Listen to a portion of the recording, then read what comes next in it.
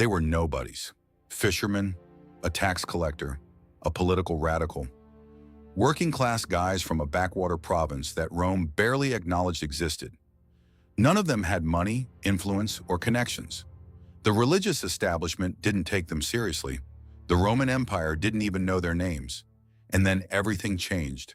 After their leader was publicly executed, nailed to a cross outside Jerusalem like a common criminal. They hid, locked doors, whispered conversations, the kind of fear that makes your hands shake and your mouth go dry. Every knock on the door could be soldiers. Every face in the crowd could be an informant. Nobody bet on these guys. Nobody should have. But something happened. Something that turned terrified fishermen into men who would walk into the most dangerous cities in the known world and openly challenge the most powerful empire in human history. Something that sent them to India, Ethiopia, Persia, Armenia, the Russian steppes, places most people in Jerusalem had barely heard of, and almost every single one of them died violently for it. Today we're going to walk through the fate of each apostle, one by one. Not the sanitized Sunday school version, the real story with the historical sources, the contradictions, the archaeological discoveries, and the details that don't make it into the sermons. Some of these stories you've never heard. Some will genuinely surprise you. And one of them, the story of the most controversial figure in the group, is still not fully resolved after 2,000 years. Stay with me until the end, because the last story is the strangest one of all. Let's set the scene. Jerusalem, approximately 30 AD. A small group of disciples has just lived through the worst week of their lives. Their leader, a carpenter turned teacher from Nazareth, has been arrested, tried in a kangaroo court, and executed in public. One of the 12 betrayed him. Another one denied knowing him 3 times in one night. The rest ran. The women, for the record, showed up anyway. They were braver. And then, according to their own testimony, they saw him alive. Whatever you believe about what actually happened, this moment is the hinge point of Western civilization, because what came next is historically documented well enough to tell the story in detail. These frightened, grieving, confused people became something else entirely, and the world was never the same. Let's start with the most famous one, Peter, the man who denied Jesus 3 times and became the rock the whole church was built on. His real name was Simon, born in Bethsaida, a small fishing town on the northern shore of the Sea of Galilee. He was rough, impulsive, the kind of guy who acted before he thought. He was the one who pulled out a sword in the Garden of Gethsemane and cut off a servant's ear. He was the one who stepped out of the boat to walk on water and immediately panicked and sank. He swore he would die before he denied Jesus. And then, a few hours later, a servant girl asked him if he knew the man, and he said no, 3 times. That's who Peter was before Easter morning. After the resurrection, something broke open in him. The book of Acts describes Peter standing up in the streets of Jerusalem on Pentecost and delivering a speech that reportedly brought 3,000 people to faith in a single day. He healed the sick. He raised the dead, at least according to the sources. He was arrested, beaten, threatened. He kept going. He eventually made his way to Rome, the capital of the empire that had killed his teacher. And there, during the persecution of Christians under Emperor Nero, following the Great Fire of 64 AD, Peter was arrested. According to consistent and early tradition, he was sentenced to crucifixion. And he asked for one thing, to be crucified upside down, because he didn't consider himself worthy to die the same way Jesus did. Think about the psychology of that request for a second. The tradition of Peter's death in Rome is one of the better attested facts in early Christian history. Clement of Rome, writing in the late 1st century, references Peter's martyrdom. Ignatius of Antioch, Tertullian, Origen, multiple early sources confirm it. In 1968, Pope Paul VI announced that bones discovered beneath St. Peter's Basilica were very likely those of the apostle. The debate about that identification continues among scholars, but the location, the Vatican Hill, has been associated with Peter's burial since at least the 2nd century. The massive basilica that stands there today is built directly over the spot where a fisherman from Galilee reportedly died, upside down, for refusing to stop talking about what he'd seen. Andrew, Peter's brother, and the most well-traveled apostle you've probably never thought much about. Andrew was also a fisherman from Bethsaida. He was actually a disciple of John the Baptist before he met Jesus, and he was the one who brought his brother Simon to the new teacher. In the Gospels, Andrew stays mostly in the background. He's not part of the inner circle of three, but the early church traditions about his missionary travels are extraordinary. Eusebius of Caesarea, the great church historian writing in the 4th century, says that Scythia fell to Andrew as his missionary territory. Scythia, that's roughly modern Ukraine and Russia. Other sources send him to Greece, Asia Minor, Ethiopia. Andrew is claimed as patron saint by Russia, Ukraine, Scotland, Romania, and Greece simultaneously. That's a remarkable spread for one fisherman. He died in Patras in Greece, crucified, but not on a regular cross, on an X-shaped cross, which has been called the St. Andrew's Cross ever since. It's on the Scottish flag. According to tradition, Andrew hung on that cross for 2 days, preaching to the crowd the entire time. The apocryphal Acts of Andrew, written in the 2nd or 3rd century, describes his death in considerable detail. Historians debate the reliability of the specifics, but the location and manner of execution are broadly accepted in the scholarly tradition. James, son of Zebedee, the first apostle to be martyred, and the only one whose death is recorded in the New Testament. Jesus nicknamed James and his brother John Boanerges, sons of thunder. The personality fit. These were the guys who suggested calling down fire from heaven on a Samaritan village that wouldn't give them a room for the night. Jesus had to shut that down. James was part of the inner three, with Peter and John, present at the Transfiguration, present in Gethsemane. His post-resurrection story was the shortest of any apostle. Around 44 AD, King Herod Agrippa I began targeting the Christian community in Jerusalem. James was arrested. Acts 12:2 records his fate in a single devastating sentence. He killed James, the brother of John, with the sword. That's it. No details. No speech. Just gone. A later tradition preserved by Eusebius adds a remarkable detail. The man who had informed against James and brought him to the authorities was so moved by James's behavior during the trial that he declared himself a Christian on the spot and was executed alongside him. Spain has claimed James as its patron saint for over 1,000 years. The Cathedral of Santiago de Compostela asserts that his remains rest there, and millions of pilgrims walk hundreds of miles every year to visit the site. Most historians are skeptical of the Spanish connection. A Jacobean mission to Spain before 44 AD seems historically implausible. But the pilgrimage route is one of the most enduring spiritual journeys in human history, whatever its historical basis. John, the only apostle who died of old age, and the most mysterious writer in the New Testament. The disciple whom Jesus loved. That's how the Gospel of John refers to an unnamed character, traditionally identified as the author himself. Son of thunder turned apostle of love. He was the only male disciple who stood at the cross, the one to whom the dying Jesus entrusted his mother, the one who ran to the empty tomb and, according to the text, saw and believed. After the resurrection, John eventually settled in Ephesus on the western coast of modern Turkey, one of the great cities of the ancient world. He's traditionally credited with writing his Gospel, 3 letters, and the Book of Revelation there. Under Emperor Domitian, he was arrested, brought to Rome, and, according to ancient tradition, thrown into a cauldron of boiling oil. He emerged unharmed. Domitian, apparently baffled, exiled him to the island of Patmos instead. Patmos is a small rocky island in the Aegean Sea. That's where John wrote Revelation, the most debated, most symbolically dense, most relentlessly interpreted book in the entire Bible. He eventually returned to Ephesus and lived by all accounts to extreme old age. There's a story that in his final years, he was too weak to walk and had to be carried into the church. And every time he was brought in, he said the same thing. Little children, love one another. When people asked why he always said the same thing, he answered, because it is the commandment of the Lord, and if it alone is kept, it is enough.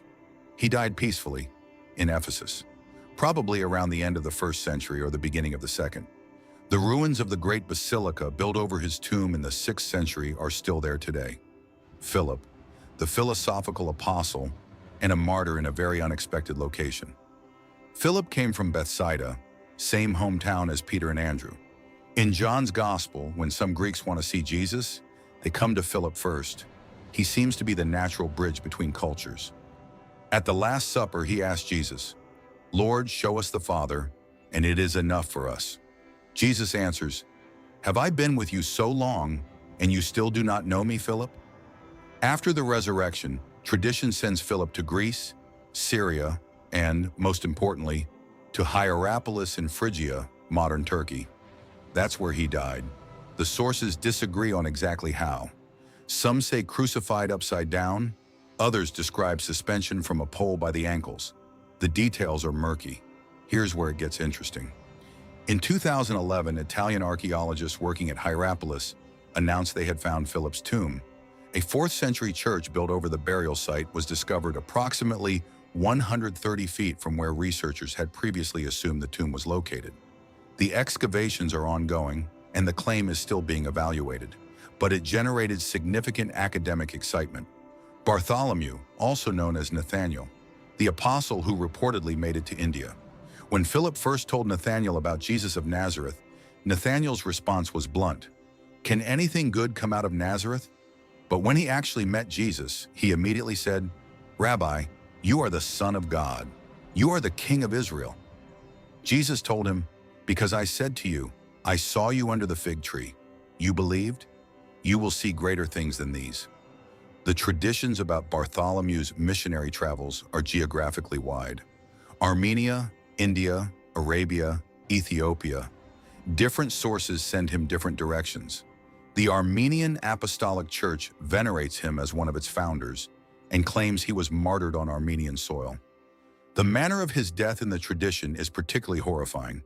He was flayed alive, his skin removed, and then crucified or beheaded, depending on the source. Early Christian accounts of martyrdom had a particular intensity. The more extreme the death, the greater the honor. A theological logic that reflects just how radical the early Christian value system was relative to the surrounding culture. Bartholomew occupies a special place in this tradition. Michelangelo painted him in the Last Judgment in the Sistine Chapel, holding his own skin in his hands. Art historians widely believe the face on the removed skin is a self-portrait of Michelangelo himself, an artist hiding his own face on a flayed apostle in the most famous chapel in the world. That's the kind of detail that stays with you. Matthew, the tax collector who became an evangelist. Levi, son of Alphaeus, tax collector in Capernaum. In 1st century Jewish society, that profession carried a particular stain. Tax collectors worked for the Roman occupiers, and many were known for pocketing extra money beyond what Rome required. They were considered traitors and collaborators. Jesus walked up to Matthew's collection booth and said 2 words, "Follow me." Matthew stood up and walked away from his desk. He's traditionally credited as the author of the first gospel, though modern biblical scholarship has complicated that attribution considerably. What most agree on is that a sophisticated literate author produced a carefully structured text drawing on earlier written and oral sources. After the resurrection, Matthew reportedly preached in Judea before traveling further afield. Ethiopia, Persia, Macedonia, the sources disagree. Clement of Alexandria, writing in the 3rd century, states that Matthew died of natural causes. Later sources add martyrdom details, a pattern common in hagiographic tradition, which tended to heroize apostolic figures over time. The honest historical answer is, we don't know exactly how or where Matthew died. Thomas, the apostle of doubt, who turned out to be the most adventurous of them all. "Unless I see in his hands the mark of the nails, and place my finger into the mark of the nails, and place my hand into his side, I will never believe." Thomas has been branded the doubter for 2,000 years, but read the Gospels more carefully. Earlier, when Jesus announced he was returning to Judea, where people had just tried to kill him, it was Thomas who told the other disciples, "Let us also go, that we may die with him." That's not a coward talking. After the resurrection, Thomas reportedly traveled further than any other apostle, to India. And here is where the story gets genuinely remarkable, because this tradition is still alive today. On the southwestern coast of India, in the state of Kerala, there is a Christian community called the St. Thomas Christians, or Syrian Christians. They trace their church directly to Thomas, who they say arrived on the Malabar coast in 52 AD. This is not a tradition imported by European missionaries during the colonial period.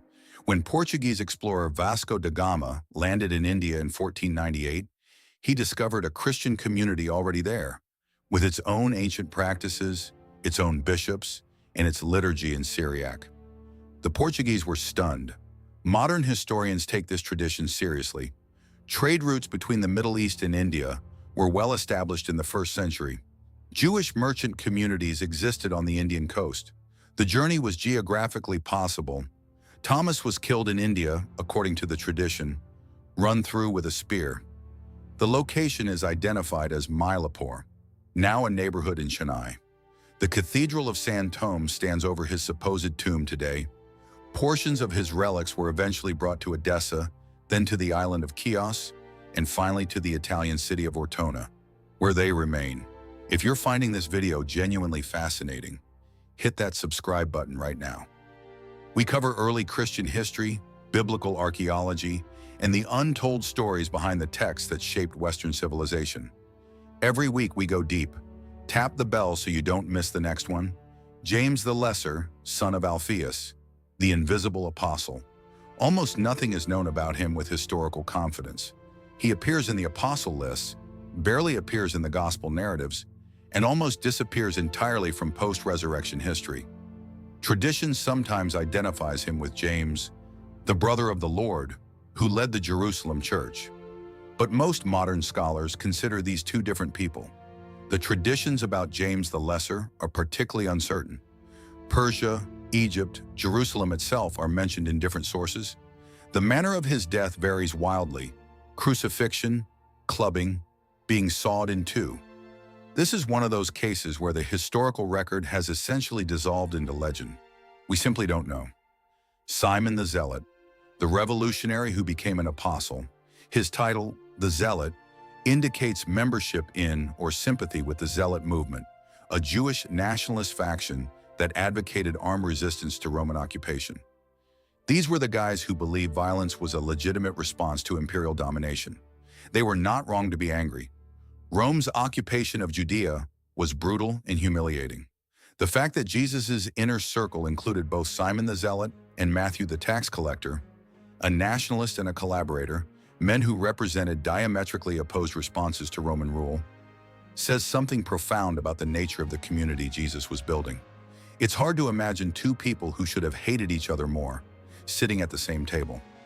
After the resurrection, tradition pairs Simon with Jude Thaddeus for a missionary journey to Persia, where both were martyred. Other traditions send Simon to Egypt, North Africa, and even Britain, the British connection almost certainly legendary. No solid historical documentation survives. Jude Thaddeus, also called Lebbeus or Thaddeus, the apostle perpetually confused with someone else. He's listed as Judas, son of James, or simply Thaddeus, to distinguish him from Judas Iscariot. At the Last Supper, he asked Jesus, "Lord, how is it that you will manifest yourself to us and not to the world?" A question that reveals the apostles were still, even at that late stage, expecting a political Messiah who would appear publicly and triumphantly to all of Israel. Tradition connects him with Armenia and Persia. The Armenian Apostolic Church venerates him alongside Bartholomew as one of its founding figures. He died, according to tradition, in Persia, martyred with a club or halberd, depending on the source. Matthias, the one they chose to replace Judas. After the betrayal and death of Judas Iscariot, the remaining 11 apostles gathered to choose a replacement. The requirements were specific and demanding. The candidate had to have been with the group from the very beginning, from John's baptism all the way through the resurrection appearances. Two men qualified, Joseph called Barsabbas and Matthias. They prayed and cast lots. The lot fell to Matthias. Historical information about Matthias after that moment is extremely thin. Ethiopia and Colchis, modern Georgia on the Black Sea coast, appear in different traditions. The Georgian Orthodox Church honors him as an apostle who brought Christianity to the Caucasus region. He died as a martyr, sources agree, but the where and how remain uncertain. Now, the story I promised you at the beginning, the one that doesn't have a clean ending. Judas Iscariot. Wait, don't skip ahead, because this story is considerably more complicated than you think. Judas Iscariot is history's most famous traitor. His name is a synonym for betrayal in dozens of languages. For 30 pieces of silver, he led the authorities to Jesus in the Garden of Gethsemane. Everyone knows this. But what actually happened next? The New Testament itself gives two contradictory accounts of his death. Matthew's Gospel says Judas, seized with remorse, threw the silver coins back into the temple, went out, and hanged himself. The book of Acts says something different. He purchased a field with the money and then fell headlong, and his body burst open. Theologians have tried to reconcile these two accounts for 2,000 years. The harmonizations are strained at best, but the story goes deeper than that. In 1970, a Coptic manuscript appeared in Egypt. It passed through the hands of several antiquities dealers, was damaged, partially lost, stored improperly for years. In 2006, National Geographic announced its publication. It was the Gospel of Judas, a second-century Gnostic text that portrays Judas not as a traitor, but as Jesus' most trusted and enlightened disciple. The only one who truly understood the spiritual mission, who was asked by Jesus himself to hand him over so his spirit could be liberated from the material world. This is a Gnostic document. It is not in the canon. Most scholars date it to the mid-2nd century, meaning it was not written by an eyewitness. Irenaeus of Lyon was already denouncing it around 180 AD. But the very existence of such a text reveals that the early Christian world had a far more complex and contested view of Judas than the simple villain narrative suggests. There's another layer. What does Iscariot actually mean? The most straightforward explanation, from Ish-Karioth, man from Karioth, a town in Judea. If that's correct, Judas was the only non-Galilean in the group, an outsider among insiders, which might explain certain dynamics in the group that the Gospels hint at but don't fully explain. But there are other interpretations, from an Aramaic word meaning liar or betrayer, which would make Iscariot a label assigned after the fact, rather than a geographic origin. And there's a hypothesis connecting it to the Latin Sicarius, knife man, assassin, which would point back toward zealot connections. And here's the question that haunts the story. Why did Judas do it? The Gospels don't fully agree. Money.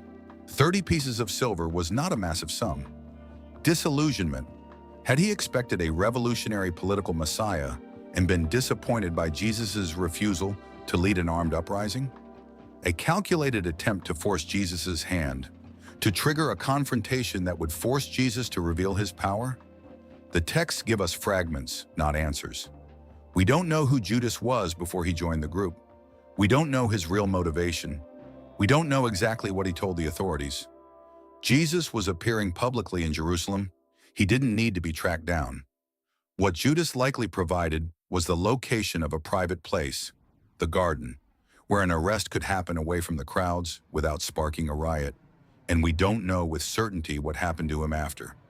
Two short, conflicting accounts, 2,000 years of debate, no resolution.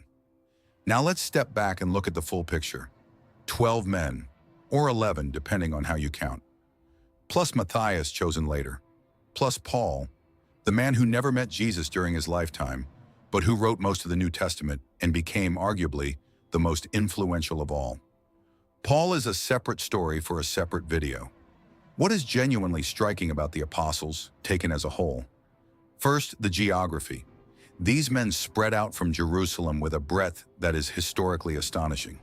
India, Ethiopia, Scythia, Spain, Persia, Armenia. In the 1st century AD, without modern transportation, without institutional backing, under constant threat of arrest. Every one of those journeys was an act of extraordinary will. Second, the persistence. They didn't stop when the persecution started. James was executed in Jerusalem. That didn't stop the others. They were beaten, imprisoned, driven out of cities. They kept going. From a purely psychological standpoint, this demands an explanation. Human beings don't die for things they know are false. Third, the transformation. Compare the Peter who denied Jesus at a servant girl's question to the Peter who stands before the Sanhedrin, the highest religious court in Judaism, and tells them directly, "We must obey God rather than men." What happened between those two moments? The apostles had one answer.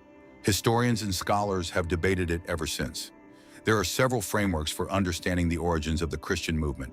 One theory: the apostles deliberately invented the resurrection story to preserve the movement after Jesus' death. The problem with this theory is psychological and historical. People do not die for things they know they fabricated. The apostles didn't die as comfortable martyrs. They died violent deaths with the option to recant and live. Almost none of them took that option. A second theory: they genuinely believed what they reported, but experienced a powerful psychological phenomenon. Grief-induced hallucinations, collective religious experience, the kind of altered states that can occur in communities under extreme trauma. This is more psychologically coherent. The challenge is explaining why so many different people, in different locations and circumstances, reported the same experience, including, according to Paul's first letter to the Corinthians, more than 500 people at once. A third theory: the historical record is essentially accurate. This is what billions of people believe, and it is not a position held only by the uncritical or uneducated. Some serious historians hold it as well. Our job today is not to resolve that question. It lies beyond what historical inquiry alone can definitively settle. Our job is to tell the story of 12 ordinary men from a forgotten province of the Roman Empire who changed the world in a way that no military conqueror, no emperor, no philosopher ever quite managed to replicate. Here's what makes that story remarkable, regardless of your theological position. History remembers kings. It remembers generals. It remembers emperors like Augustus and conquerors like Alexander. History does not, as a rule, remember the names of fishermen from rural backwaters. The fact that we still know these 12 names, Petros, Andreas, Iacobos, Ioannes, Philippos, Bartholomeos, Matthias, Thomas, Iacobos, Simon, Judas, 2,000 years later, in virtually every language on earth, is itself a historical phenomenon that demands an explanation. These men left no armies, no treasure, no palaces. They left stories. And those stories restructured the moral imagination of Western civilization so completely that most people living inside it can't even see the water they're swimming in. The dignity of every individual human being, the idea that the poor and the suffering matter, the concept of forgiveness as a transformative force rather than a sign of weakness, the notion that power should serve others rather than accumulate for itself. These ideas were not obvious in the ancient world. They were radical, and they were carried out of a small room in Jerusalem by 12 frightened men who had just watched their leader die, and then claimed they saw him alive again. Whether you believe that claim or not, the 12 men who made it changed everything. Peter, Andrew, James, John, Philip, Bartholomew, Matthew, Thomas, James the Lesser, Simon the Zealot, Jude Thaddeus, Judas Iscariot, Matthias. 13 names, 13 stories, one unbroken line leading directly to the world you live in right now. If this video added something to your understanding of history and faith, please support the channel. Hit the like button. It takes 1 second and it makes an enormous difference in how many people this content reaches. Leave a comment below. Which apostle's story surprised you the most? Mine is Thomas in India. The fact that when Portuguese sailors arrived on the Indian coast in 1498, 15 centuries after the Apostolic era, they found Christians already there with a Syriac liturgy and an unbroken tradition going back to a Galilean fisherman. That never stops being extraordinary. Subscribe if you haven't already. Ring the bell so new videos come to you directly. We go deep on early Christian history, biblical archaeology, and the untold stories behind the texts that shape civilization. No fluff, no oversimplification, just history honestly told. Thank you for watching all the way to the end. That means something.